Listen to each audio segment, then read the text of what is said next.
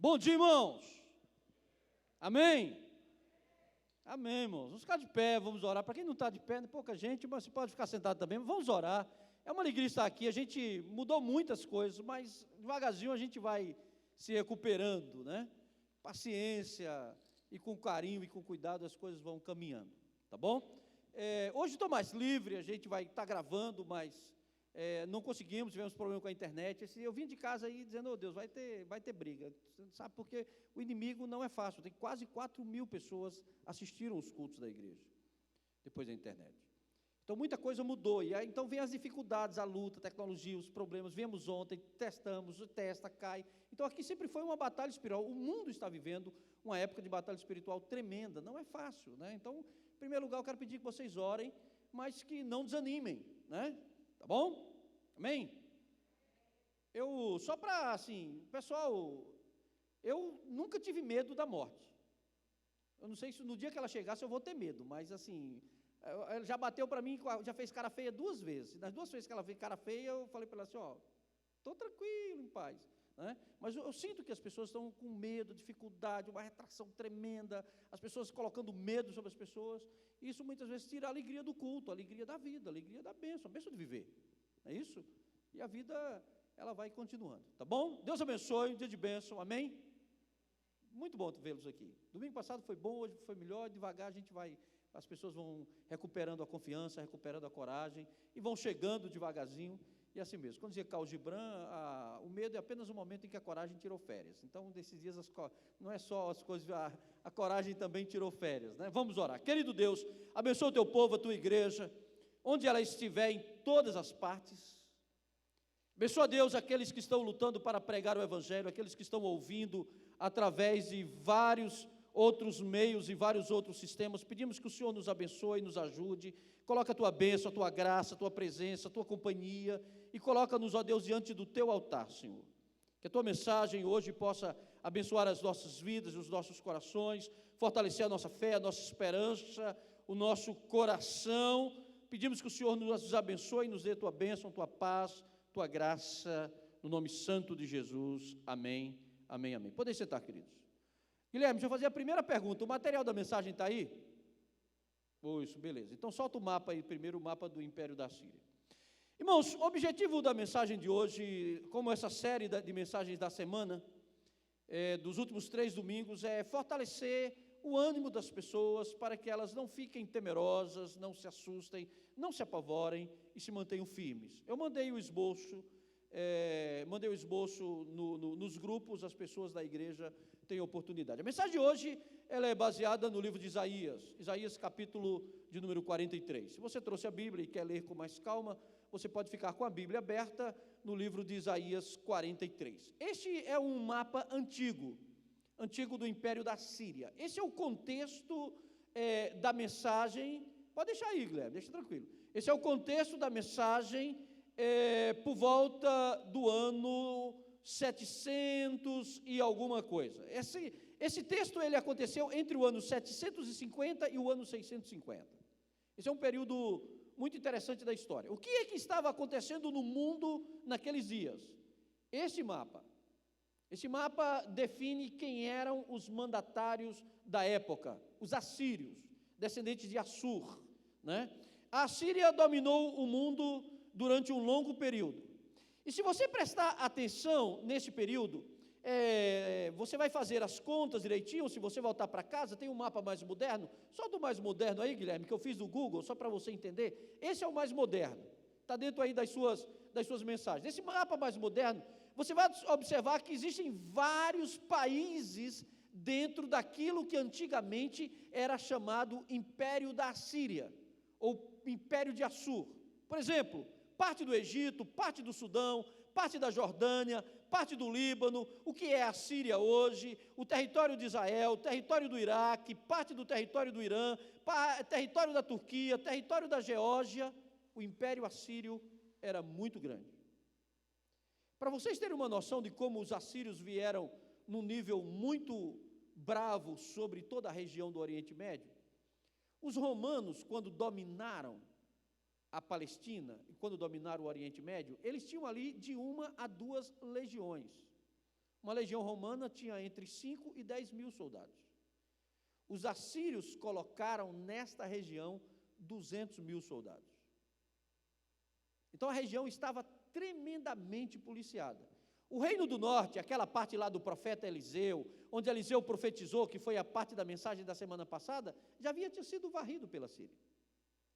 No tempo de Eliseu houve uma folga, aqueles 30, 40 anos ali que Deus dá de folga quando o povo se volta para ele, mas depois todo o reino estava dominado, até o Sudão, onde hoje possivelmente é o Sudão do Sul, parte da África.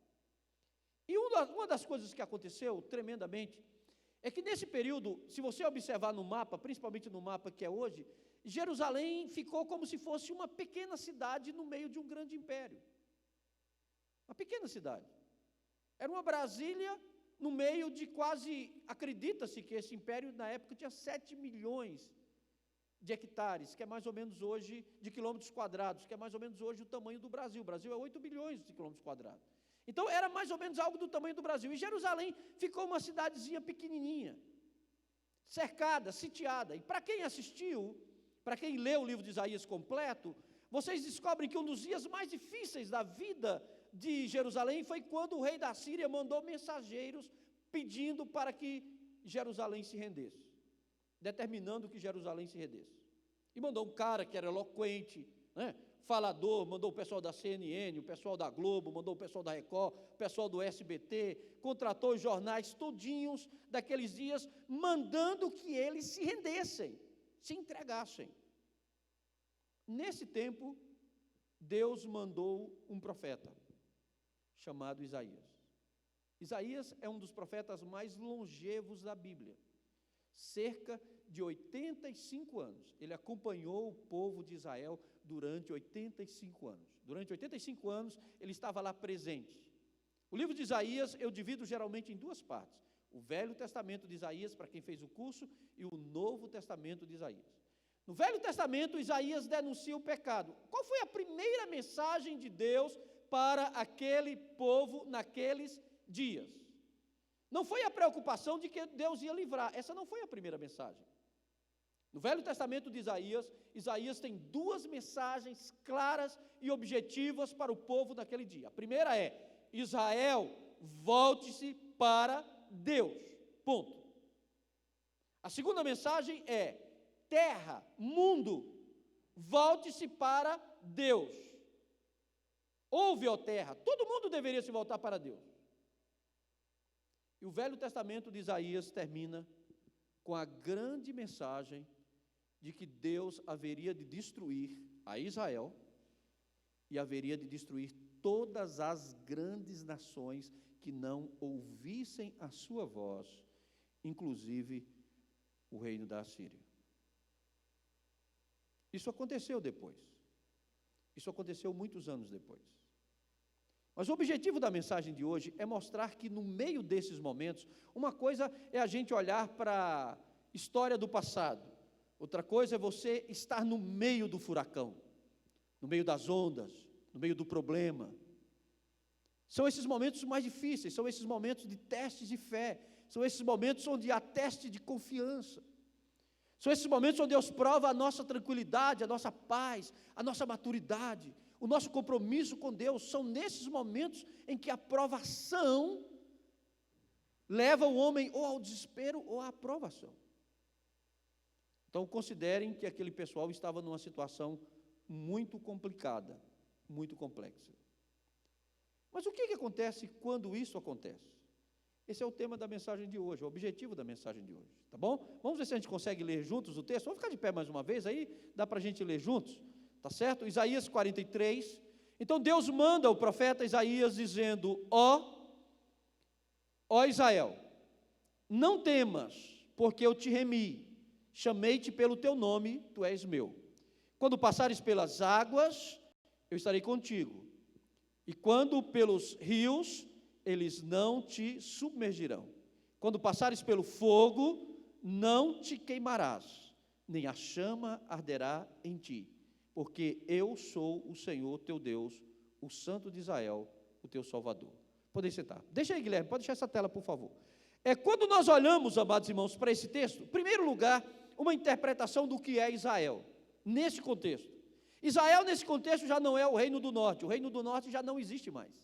O reino da Síria foi lá, dominou, levou gente, colocou pelo meio, tomou, colonizou e acabou. Então, o reino do norte nunca mais voltaria a ser normal. É por isso que quando você chega na Bíblia, no livro de João capítulo 4, os judeus não se dão bem com os samaritanos. Por quê? Porque o reino do norte já estava dominado. O pessoal casou, se misturou, aquela coisa toda. Sobrou Jerusalém. No meu entendimento, Israel tem a ver exatamente com aquilo que as pessoas se tornam depois de se encontrarem com Deus. Nessa época, nem o termo Israel está sendo usado mais. Só existe um pequeno pedaço de Judá.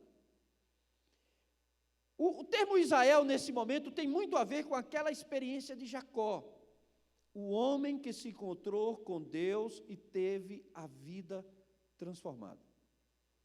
O homem que se encontrou com Deus e teve a vida completamente mudada. Ouve, agora você, preste atenção você. Porque às vezes a gente fica preocupados com o mundo. Nós somos preocupados com o mundo lá fora, somos preocupados com quem está morrendo na China, com isso. Existe uma série de preocupações. Mas existe aquele momento da oração do Pai Nosso, em que a gente tem que orar, perdoa os nossos pecados. Existe aquele momento que você tem que dizer, perdoa os meus pecados. O momento em que você tem que se tornar pessoal. Ouve, ó Israel, não tenha medo. Essa é a grande mensagem. Mas como é que você não tem medo? Como é que você não tem medo? Como é que você não tem medo hoje? Como é que você não tem medo hoje? Está todo mundo com medo, apavorado, você vai ficar com medo. Nós estamos vendo naquela época de Gedeão.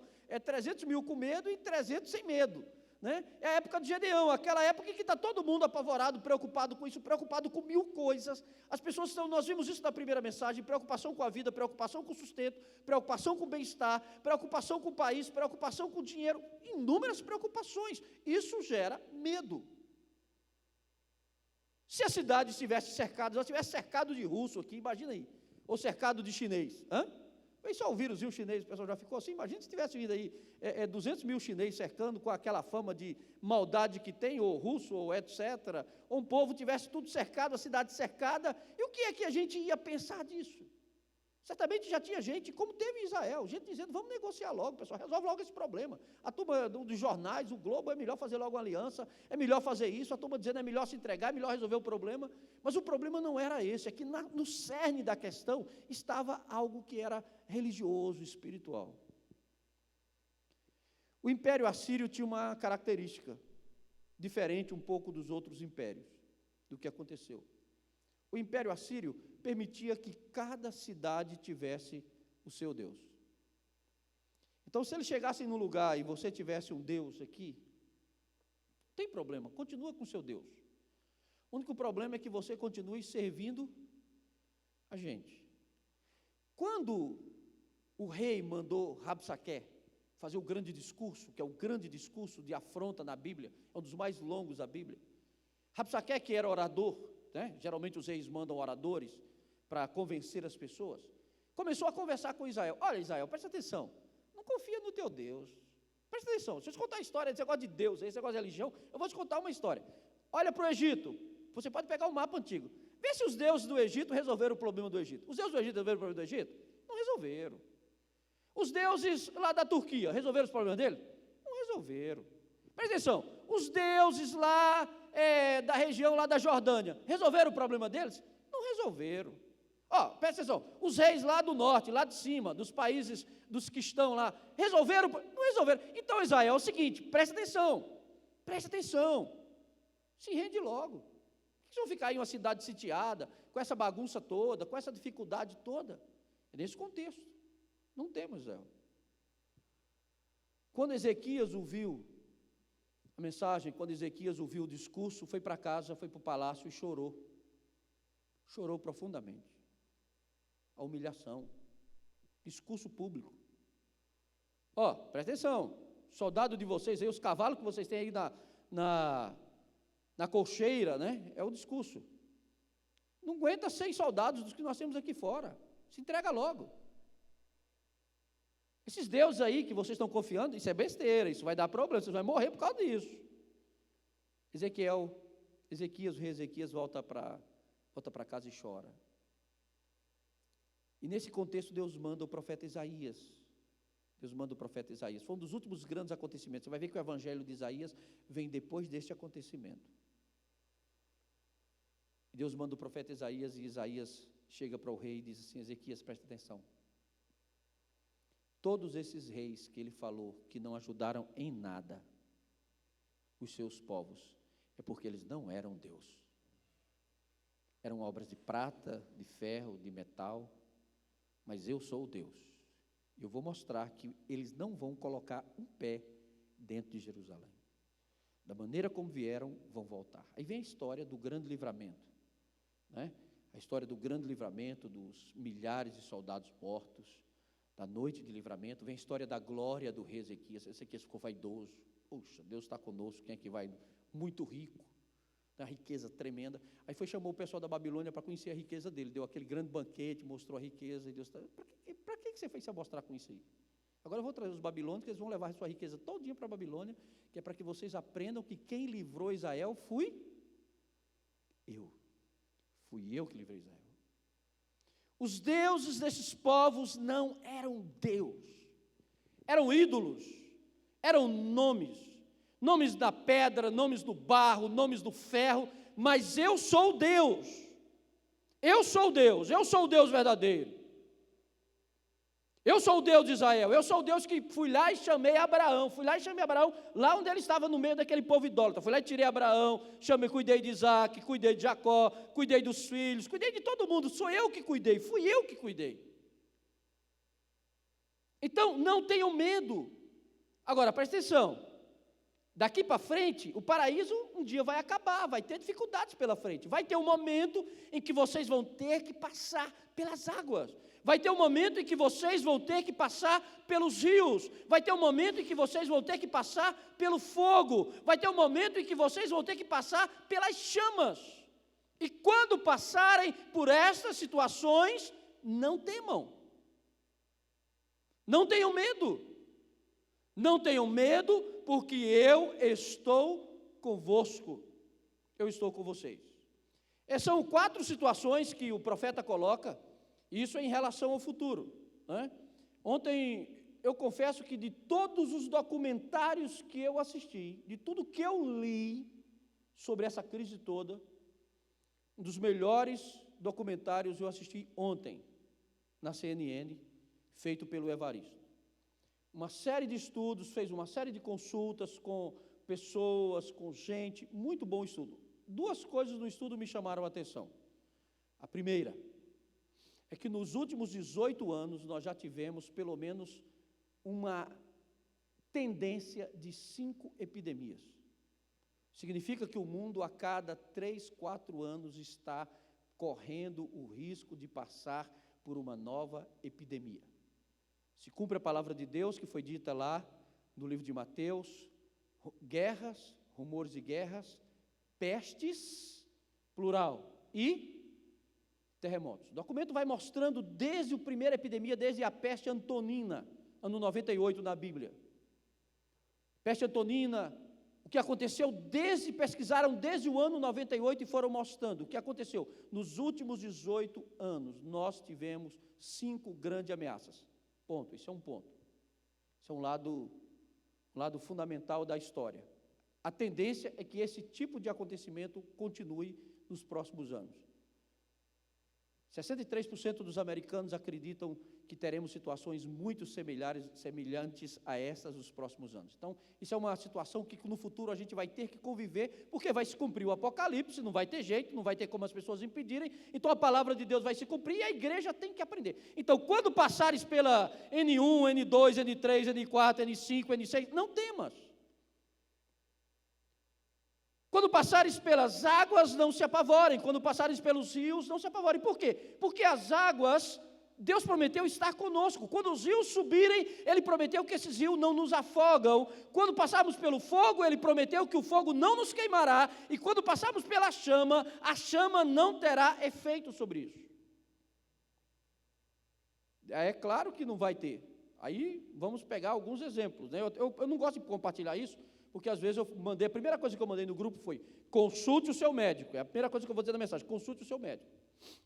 Mas 2 igrejas presbiterianas saíram na frente e deram remédios preventivos para as pessoas. Independentemente de qualquer coisa, mandaram remédio nas pessoas e tal. Os casos até agora, 0 de problema. Em vez das pessoas ficarem brigando, ficarem conversando, ficarem discutindo, os médicos que tinham nessas igrejas chamaram os irmãos e disseram: meus irmãos, é o seguinte, presta atenção, a situação é essa. Vai lá, toma isso, aquilo, e vamos resolver os seus problemas. Eu não estou falando de uma coisa que eu não vi. Nós tivemos problema com a enfermeira de minha mãe, com a médica de minha mãe, com o marido da médica de minha mãe, com meus irmãos, com muita gente. Lá em casa ficou completo, a gente teve medo, mas na hora que chegou o assunto, primeira coisa, sempre temos aquela filosofia: vamos orar e quando Deus quer levar, se você estiver na fila, meu irmão, não tem jeito, nós vamos ter que despedir de você agora, porque quando Deus quer levar, não tem, é só uma desculpa que ele arruma. Então vai que nessa epidemia aí, ele está querendo levar uns e vai passando por aí, vai limpando, e por isso que o profeta Isaías diz: volte-se para Deus, se converta ao Senhor, prepare a sua vida, esteja com Deus, esteja firme, esse é o ponto.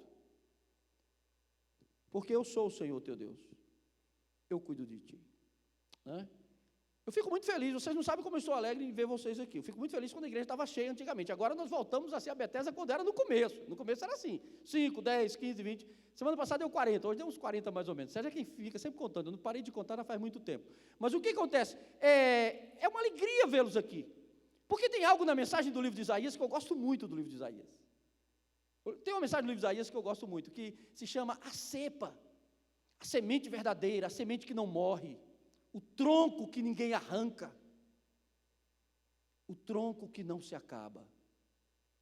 Se você ler o livro de Isaías vai dizer que tem épocas em que vai vir grandes secas, mas sempre vai ficar um tronco fiel, que dele brotam novas árvores, novas sementes, que brotam nova vida nova. Eu quero terminar essa mensagem dizendo: meu irmão, não se apavore. Você que está aqui, não tenha medo. Você que está em casa, não tenha medo. Você que está com medo, não tenha medo. Porque Deus prometeu que estaria conosco. Isso para mim é a maior de todas as lembranças, é a maior de todas as promessas. E consequentemente, no meio de todas essas dificuldades, levantemo-nos, cantemos, né? Celebremos ao Senhor. Nós oramos, choramos. Essa semana foi uma semana difícil. 2 presbiterianos faleceram ontem. Um em João Pessoa e outro aqui em Brasília. Pessoas ligadas às igrejas. E eu sempre pergunto: mas o irmão estava em pecado? Estava em pecado? Eu não sei, meu irmão. Eu sou do departamento só de divulgação. O departamento de cadastro e de diagnose não é comigo. Eu não sei. Quando Deus leva, a gente só entende que Deus leva, né? Mas tem algumas coisas que às vezes a gente precisa aprender nisso tudo. É que no meio dessas lutas e dessas dificuldades, nós precisamos ficar firmes e não termos medo. Eu tenho uma preocupação, eu confesso a vocês: é os meus meninos e minha esposa. Me preocupo com eles. Mas por mim, eu estava andando por aí sem máscara, só para provar, para ficar sem preocupação com a vida. Por quê? Morrer é lucro, diz Paulo, é o lucro. É o dia da poupança, o dia que você recebe os benefícios, recebe aquilo que você semeou. Mas, diz Paulo, mas se eu tenho que cuidar dos meus, por enquanto eu fico, não sei se vou, não sei se fica, é igual Paulo, não sei se vou, não sei se fica, mas eu vou ficar aqui para cuidar de vocês. É assim que Paulo pensa. Que Deus nos abençoe. Amém? Sejamos previdentes, o que você puder fazer de previdência, faça, o que você puder cuidar, cuide. Não brinque. Desde que eu preguei aquela mensagem, é o dedo de Deus, quem se lembra aí? Alguns ouviram. Desde que eu preguei aquela mensagem, eu entendi que o momento seria muito mais sério do que eu havia pensado. Pensei que ia ser 15 dias, 20 dias, todo mundo falando que era uma gripinha nada, não saiu o diagnóstico, ninguém falou que era uma gripe, não é gripe, é uma infecção muito mais complicada. Os médicos ficaram perdidos, muita gente perdida, jornalista falando besteira para tudo quanto é lado, assustando as pessoas até um certo ponto, mas não temos outro caminho. Águas precisam ser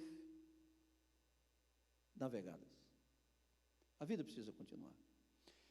Nessa epidemia, muita gente me perguntou a opinião da igreja. Eu lembrei 3 ocasiões da igreja. Eu vou lembrar esses 3 casos agora para terminar e para nós encerrarmos esse momento agora. O primeiro foi Roma.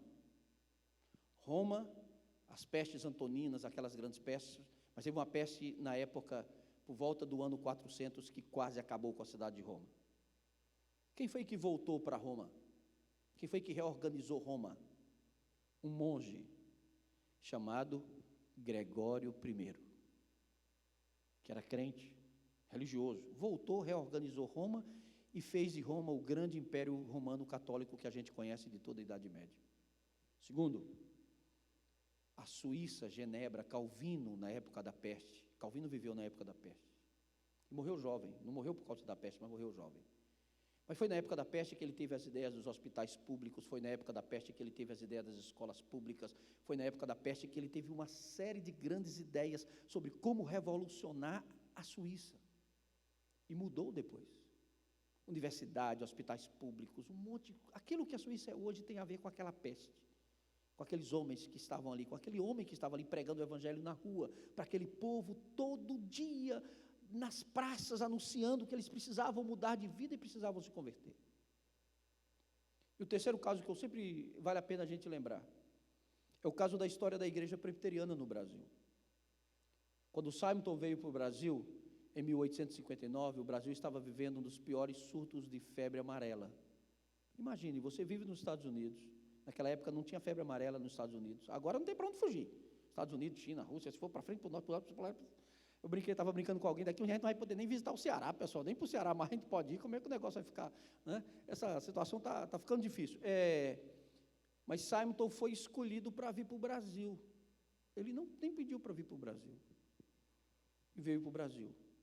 Ele chegou no Brasil em 59. Morreu poucos anos depois, 15 anos.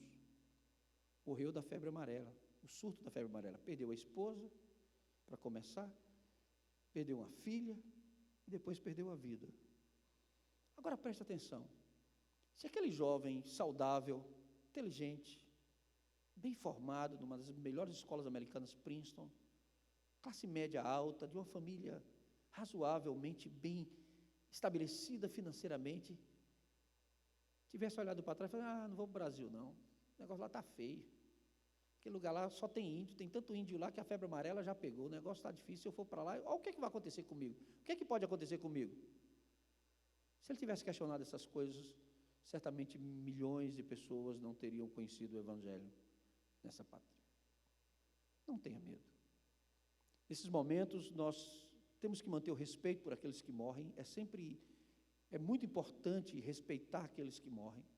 É muito interessante a gente entender o que está acontecendo no mundo, uma tremenda guerra espiritual. Eu acho que nós estamos vivendo uma tremenda guerra espiritual entre o bem e o mal. Num desses momentos o negócio ficou difícil, completamente complexo, mas é também uma época de maturidade espiritual, uma época de crescimento.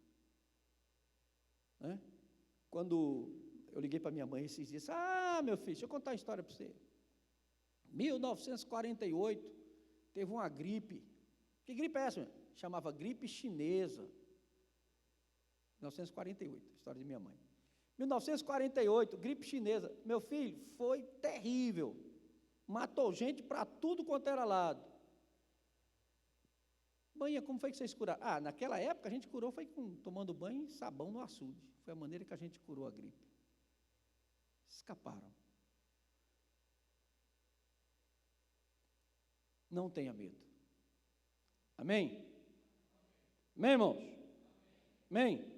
Firmes, prontos, dispostos, alegres, animados, são esses os líderes da futura geração. Os homens que vão liderar o mundo pós-crise estão de pé. Os homens que vão se curvar diante do mundo pós-crise estão deitados, com medo, acovardados em alguns lugares. Os novos líderes vão surgir agora. São aqueles que estão de pé, são aqueles que estão firmes, são aqueles que estão olhando para frente, olhando para o futuro, pensando no que fazer, pensando em como trabalhar, pensando em como olhar. Então, esses serão os novos líderes, porque o líder se forma exatamente da forja, no fogo, na dificuldade, na luta. É assim que acontece. Que Deus nos abençoe. Que Deus cuide de nós e cuide da sua igreja. Vamos ficar de pé e vamos orar. Que Deus nos abençoe. Querido Deus, muito obrigado por este dia. Obrigado, Deus, pela bênção da tua palavra. Obrigado, Deus, porque quando Jerusalém foi cercada por milhares de homens, veio a fome, a dificuldade, a afronta, o discurso. Obrigado, Deus, porque o Senhor mandou o profeta Isaías. Não tenham medo. Não tenho medo das águas, não tenho medo dos rios, não tenho medo do fogo, não tenho medo das chamas. Oh Deus, abençoa o teu povo, Pai. Visita a tua igreja, Senhor, tira toda a obra maligna, Deus, e sobre as nossas casas, sobre nós. Deus, todo medo do amanhã, todo medo, toda preocupação, Deus, abençoa as nossas crianças, os nossos filhos, dá-nos a prevenção, os remédios, a cura, a visão, a alegria, a bênção. Deus, que a tua palavra esteja sobre nós. Em nome santo de Jesus. Abençoa a tua igreja. Guarda aqueles, Deus, que amam o Senhor, que foram transformados pela tua palavra, que ouvem a tua palavra, que estão contigo. Guarda, ó Deus, aqueles que estão enfermos, doentes, temerosos. Visita, Deus, as famílias enlutadas da tua igreja, do teu povo. Mas, querido Deus, dá-nos a bênção de mais uma semana. Abençoa, Deus, aquele que trabalha, que está em casa, no seu home office, ou que está na sua empresa. Abençoa as empresas, Deus. Quantos empresários preocupados, quanta gente preocupada com os negócios, com o sustento, com o pão. Dá-lhes criatividade, inteligência, capacidade para superar esta crise, essa dificuldade. Visita o teu povo, Senhor. Coloca-nos, ó Deus, diante do teu altar e diante da tua presença. Leva-nos em paz. Deus, nós oramos pelos nossos filhos, especialmente, ó Deus, se eles ainda não entenderam a tua palavra. Se não têm maturidade, ó Deus, para ouvir a tua voz e ainda estão cegos diante de realidades que nós já vemos. Nós oramos por eles, que eles possam ver, como o menino de Geazi viu, que eles possam ouvir tua voz como Josué ouviu, que eles possam conhecer a história do povo de Deus como Isaías conhecia.